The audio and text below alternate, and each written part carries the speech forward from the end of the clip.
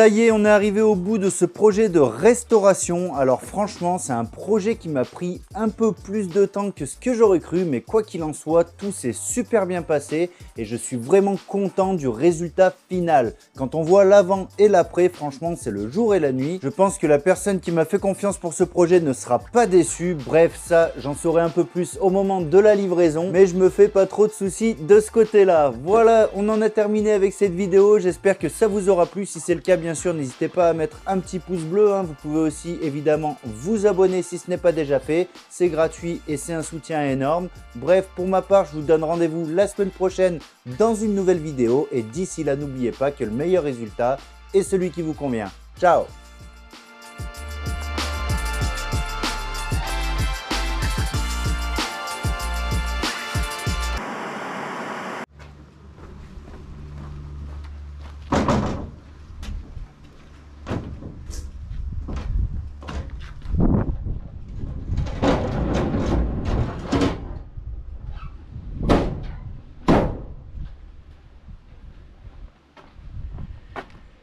Voilà, petit teasing pour toi si tu regardes mes vidéos jusqu'au bout. Déjà, merci beaucoup. Comme tu le vois, j'ai mon camion, donc ça fait vraiment plaisir, hein. Je vais pouvoir avancer correctement, faire les choses là comme pour la délivraison. Bref, pour me faire savoir que tu as regardé la vidéo jusqu'au bout, je vais te demander un petit truc. C'est que dans les commentaires, tu vas mettre le mot, je sais pas, courgette. Allez, tu mets le mot courgette en majuscule dans le commentaire. Au moins, ça me fera savoir que tu as regardé la vidéo jusqu'au bout. Allez, la bise, à bientôt.